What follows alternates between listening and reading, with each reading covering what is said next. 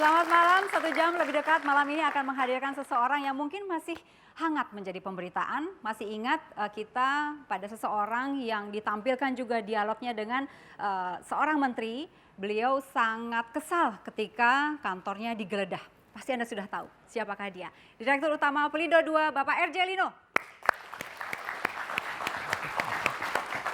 Selamat malam. Bapak lagi sibuk banget apa enggak nih? Biasa saya sedang Biasa aja. Yeay, Bapak punya waktu untuk kita 1 jam. Silakan Pak. Jadi kalau di 1 jam lebih dekat ini Pak, kita akan mengupas beberapa hal yang mungkin masih menjadi pertanyaan bagi publik. Terutama yang kemarin-kemarin tiba-tiba Bapak menjadi sangat terkenal. Bapak tahu itu kan? Kalau ya. Bapak menjadi pemberitaan selama berminggu-minggu. Dipaksa menjadi pemberitaan. Dipaksa jadi pemberitaan. Karena ada penggeledahan kan Pak ya? Saya nggak ngartikan itu, terserah apa namanya. Oke.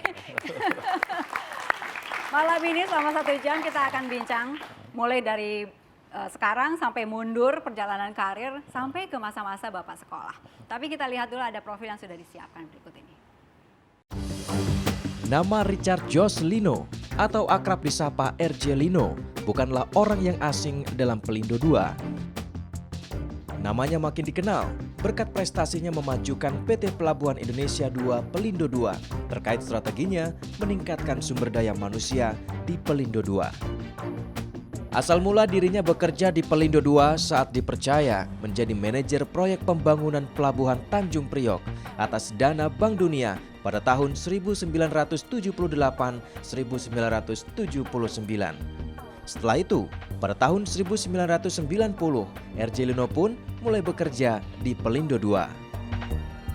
Tapi kini, berita tentang lelaki kelahiran Ambon tanggal 7 Mei 1953 ini menjadi sorotan, bukan lagi terkait kepiawaiannya mengelola Pelindo II. Ia menjadi berita karena mengancam akan mengundurkan diri sebagai reaksinya terhadap penggeledahan yang dilakukan oleh polisi pada Agustus lalu. Tak tanggung-tanggung, alumni Teknik Sipil Institut Teknologi Bandung Angkatan 1978 ini meminta kepada Menteri Perencanaan Pembangunan Nasional PPN Bappenas Sofyan Djalil untuk menyelesaikan persoalan penggeledahan ini ke Presiden Joko Widodo. Yang kemudian terjadi adalah dicopotnya Kabareskrim Budi Waseso atas kegaduhan ini. Siapakah sosok R.J. Lino sebenarnya?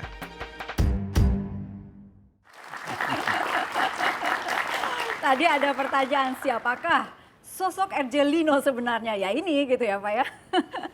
Pada saat ada penggeledahan ini Pak, Bapak kan terekam di media juga. Di situ Bapak bicara dengan seseorang yang di situ adalah Pak Sofyan Djalil begitu ya Pak ya. Bapak ditelepon kan? Kering-keringnya pun terdengar begitu ya. Kok R.J. Lino berani-beraninya ya gitu. Nah begini, itu yang bedakan ya. Saya tuh orang dari Indonesia Timur. Ya. Bapak saya orang Timur, ibu saya orang Ambon. Nah, kita kalau bicara itu belak-belakan begitu. Ya, dan mungkin diterima di orang bagian barat di sini, di Jawa, di Indonesia bagian barat. Kelihatannya sombong atau ngancam, bukan itu. Saya bukan politician, ya saya profesional. Ya, kalau saya nggak disupport, saya berhenti gitu. Karena saya nggak mau tugas saya nggak berhasil. Beda dengan politician, mungkin jawabnya muter-muter, saya enggak. Ya itu tolong bedakan antara apa. Dan saya lihat ya, di negeri ini keberanian orang untuk bicara terus terang. Bicara seorang bahwa dia tuh punya value. Nggak ada gitu, mahal sekali, susah. Semua orang bicara, saya namakannya semua pakai sandiwara. Ada nggak orang di negeri ini yang berani bicara begitu? Nggak pernah ada, coba. Karena saya tahu, saya punya nilai. Dan saya bilang kalau presiden sama wakil presiden nggak support saya berhenti besok. I don't need this job ya. Saya dapat job ini bukan saya minta, pemerintah yang minta saya di job ini. Waktu itu Bapak emosional sehingga akan berhenti besok tetapi nggak mundur-mundur juga kemarinnya gitu? Bukan, Anda bisa lihat gimana reaksi dari atas support saya kan. Saya nggak usah bilang how. Kalau nggak saya berhenti. Gitu. Oke. Dan itu jawaban Bapak dapat kapannya itu Pak? Ketika Bapak mengatakan? Saya nggak usah bilang detailnya, tapi abis itu saya dapat support yang penuh untuk meneruskan tugas saya. Ada support yang penuh ya Pak ya? Oke, ada artikel berikutnya ya. Ya. Kapolri tegaskan periksa RJ Lino terkait kasus mobile crane. Jadi gini, kalau untuk saya ya itu hak kepolisian. Kita mesti sama-sama sebagai warga yang baik hormati tugasnya mereka, karena itu tugasnya mereka. Ya, saya siap, artinya itu tugasnya mereka. Apapun yang kewajiban mereka dan itu kewajiban warga negara untuk memenuhi itu, saya siap melaksanakannya. Jadi untuk saya, it's no problem. Oke, sejauh ini sudah ada pemeriksaan dari kepolisian sudah cukup jauh? Saya nggak ngerti sampai jauh sebelum mana, ya. Tapi saya belum pernah dipanggil. Bapak belum pernah dipanggil. Oke, artinya Itu polisi. kapanpun dari pihak kepolisian untuk manggil Bapak dan ingin mengetahui lebih jauh. Sebagai warga negara yang baik, apalagi saya dirut di BUMN ya, itu kewajiban saya untuk memenuhi itu. Harus jadi contoh gimana kita menghormati hukum. Bapak ini kan begitu yakin bahwa tidak ada apa-apa begitu ya Pak ya. Tetapi mantan Kabar Reskrim sebelumnya mengatakan bahwa 1000% yakin ada korupsi di sana, di kasus ini. Ya itu bukan statement saya, statement beliau. Jadi tanyakan aja ke beliau. Jadi yang satu yakin tidak ada, yang satu yakin ada. Saya ngerjakan apa-apa dengan sangat profesional. Karena begini ya, makanya kenapa saya bisa orang bilang begitu marah ya saat itu ya. Karena kita tuh bulan Mei tahun ini, itu baru isu global bond 1,6 billion dollar. 1,6 billion dollar itu lebih dari 20 triliun. Ya. Global bond loh, di Stock Exchange Singapura. Dengan format 144A. Itu salah satu format yang, bukan salah satu, format yang paling tinggi persyaratannya. Kita dicek semua, judul-judulnya begitu ketat. Kita dari 1,6 billion dolar itu, 1,1 billion dolar itu bunga 10 tahun, tenor 10 tahun. Dengan bunga 4,25. Itu bunga terendah di negeri ini selama Republik ini berdiri. Jadi artinya apa? Manajemen sangat dipercaya oleh investor luar negeri. Baru diperiksa BPK, clear semua. Kemudian digitukan, ya saya, guys, saya mesti kasih confidence yang tinggi kepada investor luar negeri yang hampir 250 di seluruh dunia pinjam kepada kita. Ya itu tanggung jawab saya. Makanya saya begitu challenge ke presiden waktu itu. Saya have to responsible for 205 investor dunia. Ini masalah nama Indonesia yang dipertaruhkan, bukan hanya saya pribadi. Ya. Dengan kejadian itulah, saya nggak ingin detail satu persatu ya kejadian itu ya. Terus terang saya disappointed. Oke, disappointednya kepada siapa terutama? Kepada negeri ini saya disappointed, makanya saya bilang sama presiden, wakil presiden. Ya. Oke, kalau ada orang yang merasa perlu untuk menggugat balik Bapak, Silakan. Saya merasa apa yang saya kerjakan benar, corporate governance benar, ya. Dan apa yang saya kerjakan sangat menguntungkan perusahaan. Perusahaan bisa tumbuh 5-6 kali, hampir 7 kali aset dalam 5 tahun. dibandingkan Not so many people can do it. Oke. Kita bisa bergerak ke artikel berikutnya ya. Oke. RJ Lino _2. Saya tidak melanggar undang-undang. Ini terkait dengan perpanjangan konsesi dengan HPH, Pak. Tidak melanggar undang-undang ya, Pak. Dan Serikat Pekerja memprotes ini, Pak. Sampai 28 tahun ya, Pak? Jadi begini ya, yang kita perpanjang karena begini, JCT itu kontraknya baru habis 2019, ya. Kemudian saya baru 2013 itu saya lelang New Priok, itu angkanya tuh bagus sekali hasil lelangnya.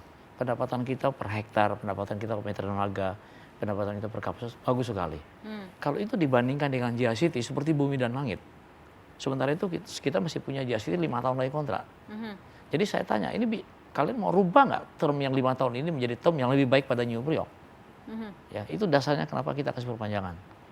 Nah, yang union ini saya kadang-kadang bingung kan, mereka kemana-mana kan. Mereka bilang, wah Indonesia, kita anak bangsa, ini untuk Indonesia. Dan harapannya? Tapi mesti ingat ya, di sana itu gaji senior manager itu lebih dari 99 juta. Ini gajinya berapa? Saya nggak bisa bilang di sini lah, Pak. Nah, saya bilang ini anak SMA di sana itu pendapatannya 47 juta sebulan. Wow. Ya, karena apa? Selama ini mereka gunakan powernya dia, menekan manajemen dari Hong Kong itu untuk mendapat kompensasi yang menurut saya kompensasi yang nggak benar. Itu untuk saya itu kalau dalam amountnya itu hanya lebih sedikit daripada perusahaan yang sama di Belanda dan di Inggris. Tapi living expenses di Belanda dan Inggris kan tinggi sekali. Jadi kalau dibilang net mereka the highest in the world. Nah, orang-orang seperti gini bicara mengenai nasionalis, mau operasikan sendiri. Kalau dioperasikan Indonesia gajinya kan nggak bisa begitu. Kan nggak matching. Bicara nasionalis dan bicara mengenai senang sama gajinya. Akhirnya saya punya kesimpulan apa? Kalau diperpanjang hari ini Lino masuk, itu pasti diberesin. Tapi kalau nunggu sampai 2019, Lino udah nggak ada lagi di situ. Nanti mereka bilang perpanjang aja. Because they love the salary. Ya. Oke. Kemudian yang mereka lakukan tindakan ini berapa? Slow down production, yang berubah mas apa? Apa itu nasionalis? Banyak orang di negeri ini bicara nasionalis, ya operasikan sendiri, tapi mengorbankan masyarakat banyak. Untuk saya nasionalis itu serving the people. Itulah nasionalisme zaman sekarang. Bukan hanya bicara soal Indonesia, tapi mengorbankan orang banyak. Saya waktu masuk di IPC 2009 ya, itu kalau ada asisten manajer yang punya mobil, kita pasti tanya di kepala kita, ini orang ini nyuri dari mana bisa punya mobil? Nggak mungkin dengan gajinya punya mobil. Tapi hari ini, semua pegawai IPC, ya, anak SMA yang baru masuk pun bisa beli mobil dengan uangnya sendiri. Saya begitu bangga dengan hal itu ya. Ini yang masih kuliah-kuliah bisa langsung lamar ke Masuk kuliah sana highly selected. Oke. Ya, sekarang aja Highly selected ya. Itu kalau dari ITB kalau nggak IPK-nya di atas 3,5 nggak bisa masuk. Karena kita bayar orang dengan sangat baik. Oke. Negeri ini butuh orang-orang baik. Pak, Bapak memperpanjang dengan HPH itu kan lumayan lama juga ya Pak ya. Ini seakan-akan percaya sama luar gitu. Kenapa nggak dipercayakan dengan anak bangsa? Gitu? Sekarang saya kan mayoritas 51% share. Artinya saya mengoperasikan kan. Bahwa saya masih gunakan orang asing saya sewa untuk bantu saya, is another matter. Kalau dulu mereka yang mayoritas, sekarang saya mayoritas. Jadi artinya apa? Saya mengoperasikan kan. Saya gunakan mereka bantu saya. Kemudian kalau dulu pendapatan saya IPC dibandingkan mereka, itu kalau mereka dapat 1, kita dapat 2. Sekarang mereka dapat 1, kita dapat 5. Coba, saya masih pekerjakan mereka untuk bantu saya dengan level of service yang standar. Kemudian dengan perpanjangan itu, kita dapat banyak uang sekali hari ini, ya. Dan uang itu saya bisa investasi di Indonesia Timur, di mana-mana. Ya. Jadi ini baik dari segi pilihan bisnis, dari segi undang-undang, ya, dari segi opportunity, semua menjustify itu. Bahwa ada yang nggak suka, saya bisa ngerti karena kemapanannya diganggu. Prinsip saya. Orang nggak suka dengan saya, itu urusannya orang itu, bukan urusan saya. Kalau semua orang yang nggak suka dengan saya pikirin, nanti saya nggak bisa tidur, mati cepet. Biarkan aja orang yang nggak suka dengan saya, nggak bisa tidur gitu loh. Oh, kebalikannya. Iya. Yang ditaruh furniture itu di rumah dinas Ibu Menteri. Nah, kemudian kantor kasih pinjamkan furniture, beberapa kita beli. Dan di situ furniture itu ada labelingnya, ini owned by Pelindo II. Kita lihat lagi artikel berikutnya. RJ Lino, laporkan balik Masinton ke polisi, Pak. Ini. Nah, jadi begini ya, saya selama ini kan orang bilang apapun kepada saya nggak pernah saya ladeni. Ya. Ya. Tapi ini diladeni, kali Pak. ini saya mesti kasih pelajaran. Ya. Orang menyampaikan sesuatu yang nggak benar, harus diurusin supaya masyarakat lihat Ini mau klarifikasi di sini, Pak. Nggak benarnya apa? Apa yang dia bilang itu nggak benar semua. Ya, karena seperti yang dicontoh itu kan, dibilang bahwa saya kasih gratifikasi ke Ibu Menteri. Ya, padahal yang ditaruh furniture itu di rumah dinas Ibu Menteri, rumah dinas Menteri BUMN. Dulu kan Menteri BUMN-nya Pak Dahlan. Tempat itu nggak pernah Pak Dahlan tinggal, karena Pak Dahlan orang kaya punya apartemen sendiri. Bu Rini punya rumah sangat bagus, juga nggak mau tinggal di situ. Ya, kemudian kebetulan istri saya itu jadi ketua Persatuan Ibu-ibu Direksi BUMN. Nah, oleh menteri yang baru itu disarankan kenapa nggak dipakai aja tempat itu untuk rapat kegiatan ibu-ibu daripada ruang itu kosong. Nah, kebetulan karena istri saya jadi ketua, dia minta bantuan sama kantor, bisa nggak kantor pinjamkan furniture ke situ? Ya. Nah, kemudian kantor kasih pinjamkan furniture, beberapa kita beli, ya, untuk pinjam ke situ. Dan di situ furniture itu ada labelingnya, ini owned by Pelindo II. Aset Pelindo II. Ada tulisannya, semua furniture di situ. Nah, lukisan-lukisan itu ada 15 lukisan, nggak ada tulisannya karena lukisan itu lukisan koleksi pribadi istri saya, dia pelukis, dia pinjemin di situ supaya jadi enak ruangannya. Apa itu gratifikasi? Jadi statusnya minjemin gitu ya, jadi untuk saya ya kejadian itu juga ya sangat untuk saya bilang wah terima kasih ada kejadian itu. Karena apa? Karena dengan kata lain orang nggak bisa dapat lagi nembak saya dengan hal yang besar. Jadi yang bagian kecil-kecil itu yang dicari yang sebenarnya gampang dijawab. Mungkin pertanyaannya adalah Kenapa hanya ke kementeriannya Ibu Rini saja begitu? Itu saya Pinjam-pinjam nggak ini mau enggak. ngurusin Kenapa ya. enggak? Karena orang itu kan menghantam saya kan. Jadi apa yang bisa mereka hantam iya. Tapi yang mau saya bilang yang kejadian itu nunjukkan sekali lagi ya. Saya tuh ngerjakan kerjaan yang triliunan gitu loh. Oke. Jadi dihantam seperti gitu, ya terima kasih karena dengan demikian orang itu nggak bisa lihat lagi ada ruang untuk nembak saya. Oke. Loh kok begini aja kok diurusin ya? Hmm. Nah makanya itu orang saya bilang udah lawyer kita diurusin aja deh. Oke. Jadi yang ini harus diladeni gitu ya, Pak ya. Ladeni lah. Baik. Ada artikel lain lagi nih Pak. Kurangi beban Tanjung Priok, Pelindo, Garap Kanal, Bekasi Laut Pak. Penjelasannya. Nah ini kembali ya. Kenapa ini digarap? Ya. Selama ini di negeri ini orang selalu percaya bahwa menyelesaikan kemacetan di Priok itu bangun railway kereta api. Ya. Solusinya kereta api. Ya. Mungkin cuma saya yang bicara. Ya.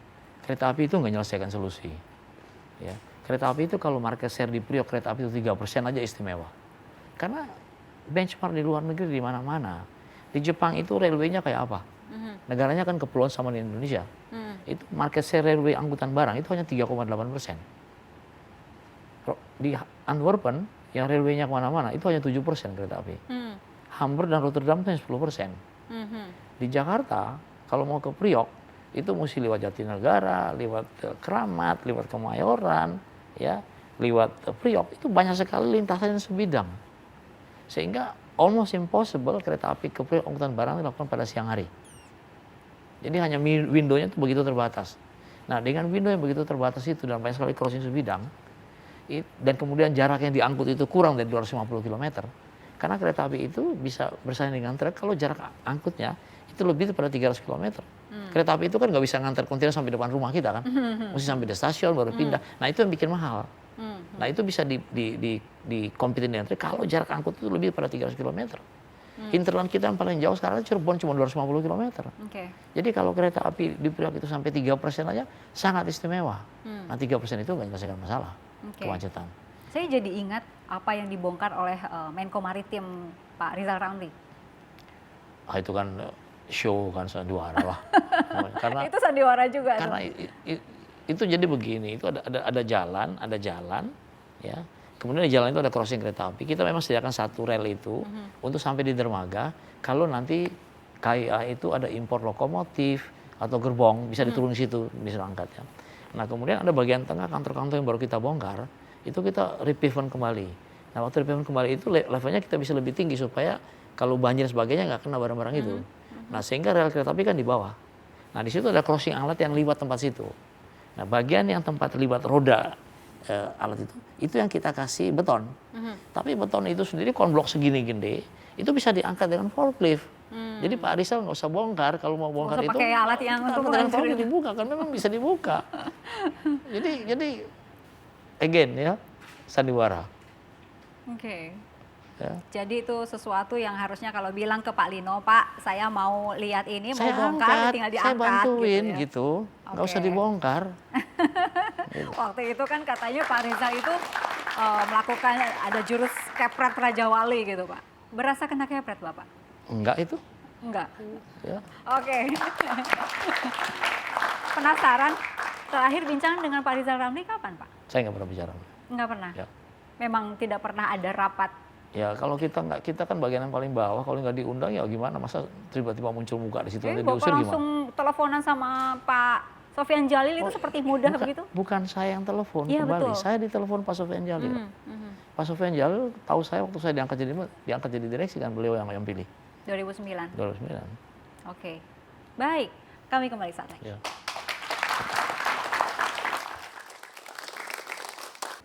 Nah, jadi dia belajar jam 7 sampai jam 11. Saya kan main, gaple, apa segitu. Dia punya ritual itu. Dia bangun dari kursi, dia ambil gelas besar itu, udah gelasnya dia khusus itu. Nah, ini tiap malam dia putar itu. Heboh. Tok gitu. Kita semua dengar itu loh.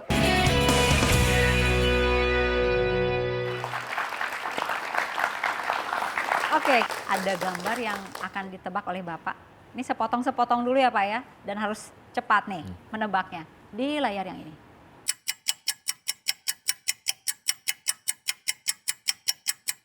Belum? Oke, kita lihat potongan yang lain. Siapakah dia, Pak? Sudah ketebak? Belum? Ya saya lah, sama lagi. Om. Kita buktikan potongan berikutnya. Sudah ketebak, Pak? Bapak bukan? Bukan kan? Oh, ini bukan. Oke, siapa, Pak? Mungkin Bapak hafal? Oke, kita buka semuanya. Oh, Fanny Habibie. Ya, this the guy I really respect. Oke, ada cerita apa mengenai Pak Fanny Habibie? Oh gini, ini Pak Habibie itu untuk saya very special ya. Waktu saya masih young engineers, kemudian ada proyek Bank Dunia besar sekali ya di Indonesia saat itu mau bikin Priok yang sekarang ini, ya. Kemudian saya ditugasin beliau, saya belum pernah ke luar negeri, Inggrisnya masih nggak karu-karuan. Beliau tugasin saya pergi ke Kanada, Vancouver untuk negosiasi sama konsultan untuk bikin kontrak, ya. Pergi ke sana Lino. Jadi dengan segala Inggris yang begitu terbatas, pakai kamus dibuka, ya. Begitu pulang saya lapor ke beliau. Dia lihat saya aja juga nggak sambil gini, saya pikir dia juga nggak dengar apa yang saya laporin. Begitu selesai saya laporin, dia bilang sama saya, ini jadi pelajaran kalian. Lino, kamu tahu kenapa saya kirim kamu ke luar negeri? Supaya kamu bisa lihat tuh mata-mata orang bule dan marahin mereka. Makanya kenapa saya kirim kamu ke sana. Dan itu pelajaran berharga? Itu pelajaran yang sangat berharga bagi saya. Dan saya nggak bisa lupa untuk itu. Dan itu begitu sangat tinggi nilainya. Tinggi nilainya, Pak? Kalau kalian tanya saya berapa orang bule, orang Jepang saya usir dari ruang saya. Jadi orang kalau ngadapin saya, kalau nggak bikin aneh-aneh saya usir dari ruang saya. Tanpa Ya. ragu-ragu? Tanpa ragu-ragu. Dan nggak pakai perasaan. Nggak pakai emosi, nggak pakai muka merah. Nggak pakai jantung deg-degan. Kamu keluar. Yang deg-degan yang disuruh itu. keluar. Nggak, ini nunjukin bahwa kita harus punya posisi. Di kita itu banyak orang, kalau ngadapin orang seperti gitu terus tend to compromise, ya nggak jual bahwa kita tuh mahal ya. Walaupun saya perlu dia, tapi dia juga perlu saya gitu loh, posisinya. Nah itu yang kadang-kadang kita lupa. Ada tebak wajah berikutnya lagi nih, Pak. Siapakah dia, Pak? Kalau ini kayaknya Bapak langsung bisa jawab. Potongan berikutnya ya. Saya nggak tahu. Siapakah dia, Pak? Oke, potongan yang ketiga. Nah, Oh, no. semakin jelas. Makin nggak jelas. Dibuka saja kalau begitu. Oh, Bung Karno. Wah, this is my superhero. Idola Bapak. Ya, superhero. Pernah ketemu langsung? Dia ini yang bikin saya sekolah di Bandung. Nah untuk saya, ya ada seorang gitu datang, masyarakat begitu banyak nyambut dengan bendera, ya. Kemudian saya tahu bahwa ini orang ini sekolah di Bandung, ya. Kan masih usia 8 tahun gitu, Pak. Kan Cari info. saya boleh tanya orang ini sekolah di mana, ya. Bilang sekolahnya di Bandung, di Technical School Bandung.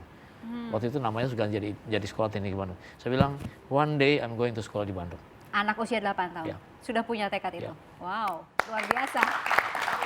Pak Lino, singkat cerita, mimpi anak usia 8 tahun itu akhirnya terwujud. Bapak kuliah di ITB. Dan akhirnya tercapailah cita-cita itu, ambil teknik sipil. Persis seperti Pak Soekarno. Ya sama. Idola banget berarti, Ya. Pak. Kelasnya juga kelas sama itu tempat Bung Karno kelas itu. Wow, rasanya masuk ke kelas itu mungkin sesuatu banget gitu ya, Ya, Pak ya. ya. Oke, kita akan ada gambar yang akan diperlihatkan. Ini ada cerita apa gitu, Pak, di balik gambar ini? Kata-kata ini. Pasti. Wah. Ini tulisan ini waktu saya di sekolah di Bandung. Kursi saya gini tembok. Di tembok itu segitu gede di tulisan pasti itu. Di Tembok. tembok Tembok di kamar. Ini meja belajar, temboknya saya tempel itu. Bukan daftar pelajaran atau apa, itu tulisan itu. maksudnya apa?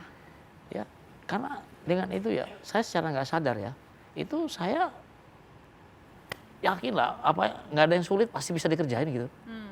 Dan saya punya confidence yang sangat tinggi kalau mengerjakan sesuatu. I can always do.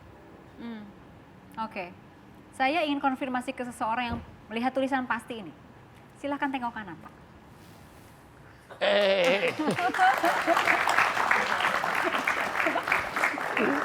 Pak Jarwo, apa kabar? Aduh. Oke, Pak Lino Boleh diperkenalkan Pak Jarwo ini ke audiens. Pak Jarwo ini teman kuliah saya, ya, kamarnya dekat sama kamar saya, next door lah, pasti satu kamar, ya, dan kita teman dari zaman masih sekolah dulu.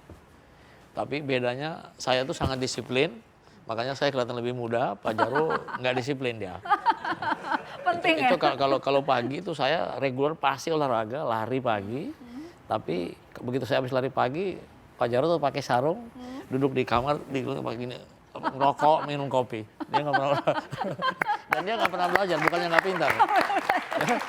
Benar Pak Jarwo. Dia nggak pernah belajar, tapi kalau mau ujian baru nanti tanya sama saya gitu. Itu Pak Jarwo. Dia pakai strategi lah, saya nggak. Lawan Pak, bener nggak itu? Nggak gini. Pak Lino itu kalau buat saya orangnya disiplin dan fokus. Jadi dia kalau kerjakan sesuatu, ya itu dia pikir gitu. Kalau saya nggak, saya ingin hidup gitu. Yang tadi emang nggak hidup kalau disiplin. Gitu. Tapi siapa yang lebih muda? Nggak. Kalau itu harus disurvei. Soal yang tadi itu beliau disiplin, iya berarti. Jadi gini, saya kalau cerita ya, dia itu punya rutinitas atau ritual saya bilang. Kalau dia bilang mau belajar jam 7 dia sudah di meja. Dan dia belajar serius gitu, ya. Dan dia sudah punya target, jam 11 saya harus berhenti, saya mau tidur gitu. Karena dia jam 7 pagi dia akan belajar lagi gitu. Dan itu betul-betul dia ikuti dan sangat fokus dia ngerjakan itu. Nah, saya lain. Saya Dia kan belajar, Bapak ngapain? saya main-main, ada main gaple sama teman apa gitu. Kita satu Enjoy the life lah. kita satu rumah tuh ada 7 anak. Jadi kontrak rumah bareng-bareng, kita patungan. Satu rumah patungan bareng-bareng. Kamar saya sama dia sama gitu ya. Gitu. Nah, dia kalau belajar itu punya kebiasaan bikin resume. Ya, dan Ringkasan gitu ya? di buku apa, di kertas kertas klat orang bilang dulu ya. Stensilan itu. Stensilan. Dan pakai bolpen yang merah, hijau gitu ya, yang colorful. Dia tulis besar-besar. Ada gitu warna-warnanya. Oh, kayak begini. Dia tulis. Nah, ini lebih kecil dulu yang besar itu, yang Spidol. seperti spidol gitu. Oke. Nah, jadi dia belajar jam 7 sampai jam 11. Saya kan main, gaple apa gitu.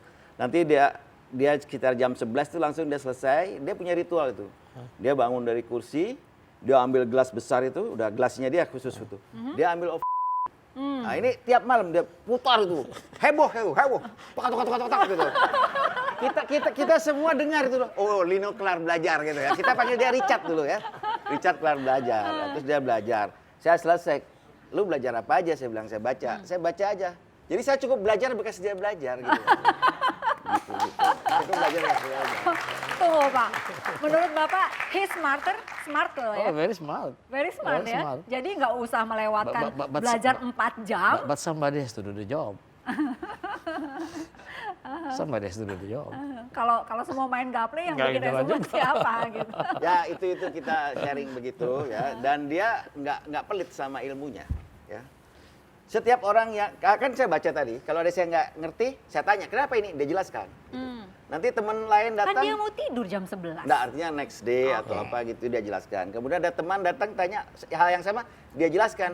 Saya kadang-kadang bilang, loh, kamu kok nggak bosen-bosen ya apa menjelaskan sama orang? Lo nggak, makin saya jelaskan saya makin tahu. Gitu dia bilang gitu. Betul juga sih. Benar Gitu. juga, makin nempel begitu ya. Kalau kata Jadi, bahasa Sundanya emang ngelotok ya. Ngelotok. Jadi pas ujian dia dapat A kan? Saya sih C aja cukup lah. Tapi kan sama-sama dulu. Beda Pak, yang ini belajar 4 jam semalam, yang ini belajar resume aja gitu. Oke, jadi seangkatan betul ya? Ini Seangkatan dan satu kamar. seangkatan, satu kamar, dan Dan teman. sama-sama di Rut Pelindo. Ah itu karena yang di atas kalau itu. Bisa begitu ya? Pelindo 2, Pelindo 3 begitu. Oke, Pak Jarwo, sosok RJ Lino Richard ya waktu itu ya. Dulu gimana? Kurang lebih masih sama seperti sekarang atau ada perbedaan waktu kuliah tuh lebih gimana gitu? Sama, artinya dia tetap disiplin, tetap fokus. Jadi dia kalau punya mau ya harus jadi kan gitu. Makanya dia bilang pasti tadi kan itu. harus jadi gitu. Nah saya ngikutin aja di belakang lah. Saya ngikutin kalau dia sudahlah istirahat gitu. Saya kasih dia nasihat. Jadi sudah dari dulu bahwa beliau memang seperti Oh, itu. memang begitu, Disiplinnya memang begitu. tetap tidak berubah. Tidak berubah. Apalagi yang dan tidak selalu berubah. optimis. Selalu optimis. Saya selama sama dia berapa tahun kita? 4 tahun ya, 4 tahun. Saya nggak pernah lihat dia sedih itu, nggak pernah. Nggak pernah? Nggak pernah. Jadi memang Ya betul-betul kalau dia lagi down gitu langsung ayo kita nonton. Cepat sekali dia anu kan. Dan kita nonton kita kan tinggal di Bukit Resik ya, di Bandung di utara. Ya. Kita nonton ke tengah kota kan dengan sepeda motor yang gitu ya Pak ya. Oke. Ada satu pelajaran yang bisa membuat saya tidak jadi insinyur. Nah, Lino, datang dong ke rumahku. Apa? Ajarin aku mekanika fluida. Ah, gampang itu, Mas. Bener, diajarin sama dia. Saya ujian yang keempat atau kelima itu. Oke, ini tanya lagi nih ke Pak Jarwo. Soal naksir-naksiran gitu. Wah, dia ini kalau kuliah bener nih. Kuliah. Saya nggak pernah naksir dia. Nggak pernah? Nggak pernah. Serius Pak, nggak pernah Pak? Ini ada saksi mata yang lain lagi nih Pak. Mau tengok lagi nggak Pak? Oh, Mas Atif, apa kabar? Halo, Bapak, Pak Latif. Ya. Boleh perlihatkan ini Bapak Oh. pakai kaos. Ini memang reuni Mas sekarang nih Pak, tahun 2015. Iya, saya masuk ITB 65, sekarang 2015. Boleh diperlihatkan lagi Pak? Nah, 50 tahun persahabatan luar biasa. Silakan Pak. Beliau angkatan 65, kita angkatan 72. Beda 7 tahun. Beda angkatan, tapi kenal baik dengan junior. Oh, yo, kenal, saya yang mampram dia kok. Wah, bangga banget. Mapram dia nih. Iya. Udah diincer berarti, Pak. Ya enggak. Oke. Dia orang baik satu. Dia termasuk orang yang diam, nggak ribut, nggak ini. Penurut gitu kalau untuk junior. Bukan soal penurut, tapi dia ngikutin semua acara dengan baik gitu. Jadi nggak pernah bikin kesalahan. Nggak pernah dihukum berarti. Iya nggak pernah lah. Jadi gini, ada satu momen yang saya tidak akan pernah lupa seumur hidup. Ada satu pelajaran yang bisa membuat saya tidak jadi insinyur. Padahal Bapak sudah berapa tahun kuliah itu? Ya kalau 65 ketemu sama dia 73 ya udah berapa tahun kan gitu. Ya kan? Saya lalu cari, dia ini kan ada angkatan dia ini yang lulus pertama 3 orang ya, salah satunya dia. Wah dia pasti pinter kan. Nah, Lino, datang dong ke rumahku. Apa? Ajarin aku mekanika fluida. Ah gampang itu Mas, katanya gitu. Datang dong aja. Bener, diajarin sama dia. Saya ujian yang keempat atau kelima itu, sekali ujian jadi lulus. Wah, terima kasih ya. Oh, ya, silakan bersalaman kamu. Sekali lagi, thank you. Itu kalau misalnya nggak diajarin, Ya nggak jadi sarjana. nggak jadi insinyur. Nggak jadi insinyur. Mahasiswa abadi berarti. Iya, bener. Emang ngajarnya efektif Oh, begitu? Justru dia pinter, sistematis. Prinsip-prinsipnya ini diajarin, sehingga waktu kita melihat persoalan, pendekatannya dari arah mana, dia buka kunci-kuncinya. Jadi waktu soal keluar, ya udah gampang lah buat saya. Gitu. Sebelumnya kan Bapak mengatakan ujian sampai berapa? 4-5 kali? Iya. Pelajaran yang sama? Itu pelajaran yang saya tidak sukai. Dan itu pelajaran susah lulus. Saya juga nggak sekali lulus itu. Mekanika fluida. Nggak tahu profesional kepintaran nggak Sugandar ya, Pak Gandar. Oke, tapi diterangkan dengan mungkin cara pandang yang berbeda mungkin ya Pak ya? Ya dia caranya ngajar lebih Oke. pintar daripada dosen. Gampang nggak Pak ngajarin? Ya buktinya lulus kan? Bapak lulus hanya 3,5 tahun kurang lebih apa ya? Kurang 4 tahun kurang dikit. 4 tahun kurang dikit. Bapak, Pak Lima, Jarwo? 5. Kalau Bapak? 2 kalinya dia.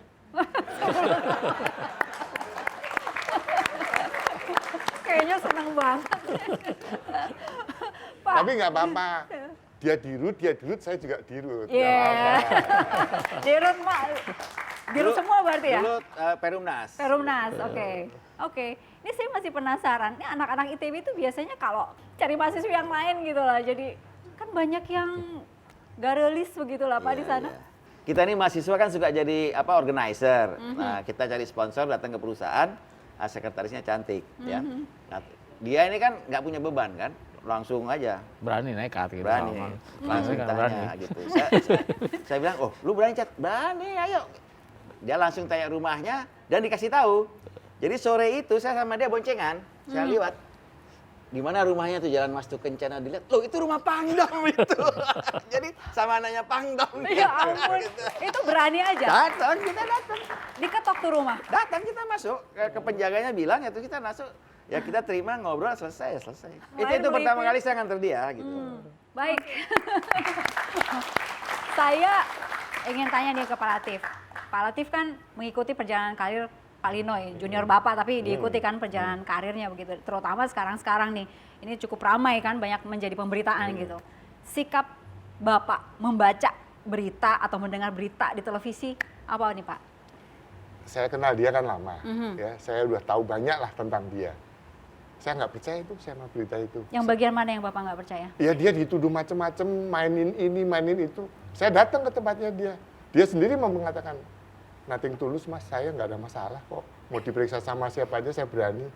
Oke, saya dukung Anda, saya bilang gitu. Dari Pak Jarwo juga sama, kurang lebih ya karena sahabat, udah kenal lama. Loh, saya tahu dia lah. Nggak mungkin dia bikin seperti itulah. Gitu. Saya sejauh yang saya tahu ya. Kalau dia bikin itu berarti dia sudah berubah, tapi setahu saya dia belum berubah gitu. Itu beda. Baik, saya ingin dengar suara Pak Latif. Apa pesan Pak Latif untuk Pak Lino yang mungkin sekarang sedang mendapatkan sorotan yang luar biasa, baik dari media, dari publik? Nggak ada, dia seperti dia anggap yang maju terus aja pantang mundur gitu aja udah. Ya. Semua yang udah dikerjakan lanjutkan. Dia sudah punya rencana yang jauh ke depan. Jadi intinya maju terus. Maju terus, kalau kita melakukan sesuai dengan aturan main, kenapa mesti takut gitu. Oke, ini sejalan dengan Pak Lino nampaknya. Dari Pak Jarwo? Saya rasa sama ya.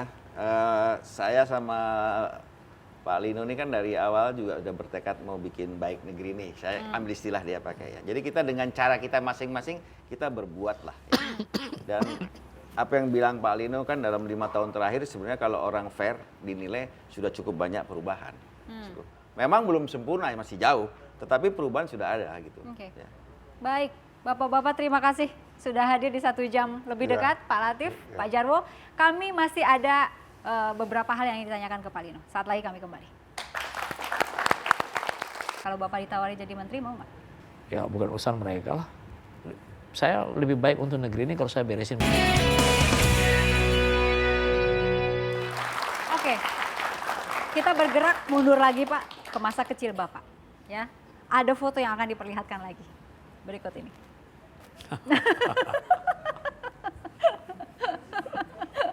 Ini bocah pipis di Belgia ini terkenal banget kan Pak? Apa urusannya sama Bapak? Jadi gini ya, kalau keluarga saya, tahu saya itu namanya Maneke.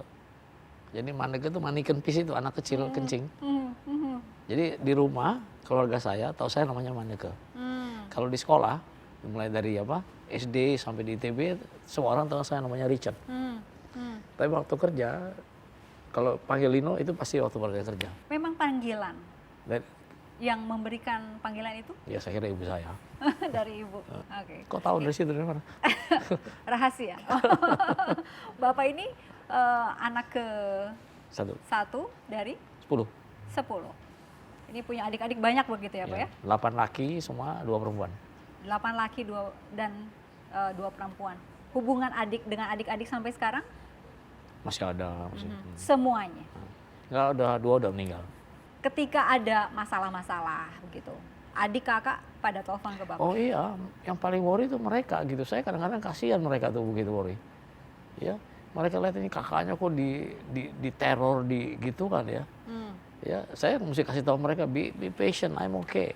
Bapak dapat sifat yang disiplin luar biasa itu dari ayahanda atau dari ibunda? Dari ibu saya Dari very ibu. disiplin. Memang beliau yang menerapkan Kalau bapak saya disiplin. paling keras gitu ya. Kerasnya ikut bapak saya. Tapi kalau disiplin ibu saya, is very disiplin. Ada gambaran Pak, mungkin cerita mengenai disiplinnya Gini, ibu. kita kalau pulang ke rumah, itu kalau jam habis makan malam, itu semua 10 anak itu mesti duduk di meja, masing-masing kerjaan. Dan dia ngecek satu persatu. 10-10-nya. Kalau ada yang agak bandel dikit gitu nggak ngerti. Wah, dicubit. Pernah dapat? Bapak pernah? Saya nggak pernah, karena saya disayang kan.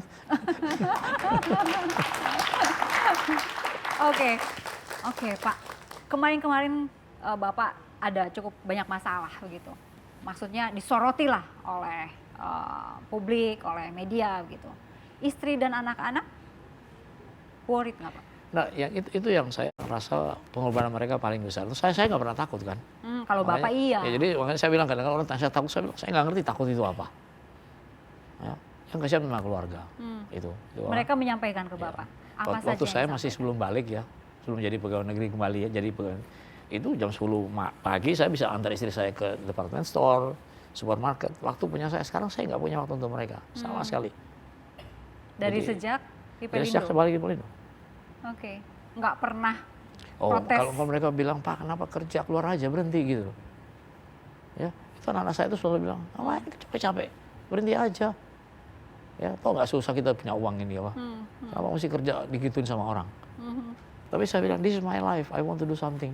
Ya, dan saya percaya kalau saya ngerjakan benar, I just don't care. Pak, iseng aja nih, kalau Bapak ditawari jadi menteri mau nggak? Saya berapa kali Bapak bisa tanya ya saya nolak untuk jadi menteri. Serius? Saya nolak untuk jadi menteri. Begini saya bilang, udahlah saya lebih baik untuk negeri ini kalau saya beresin pelabuhan, bantu Pak Jarwo. Kalau sekarang nih 2015 sudah ada yang ancang-ancang untuk menuju ke 2019, Pak. Mencalonkan diri menjadi presiden gitu. Bapak? Ya bukan urusan mereka lah. Makanya itu bedanya ya, selalu saya bilang, bedanya saya dengan politician. I'm not running for the member of parliament. I'm not running for the gubernur, not running for bupati, not running for the president. I'm running the company. Makanya running company itu nggak butuh popularitas. Karena kerjaan ini harus diselesaikan. Wow, terima kasih sudah hadir. Kita jumpa lagi pekan depan dengan tokoh-tokoh yang lain. Sampai jumpa. Ya, Terima kasih.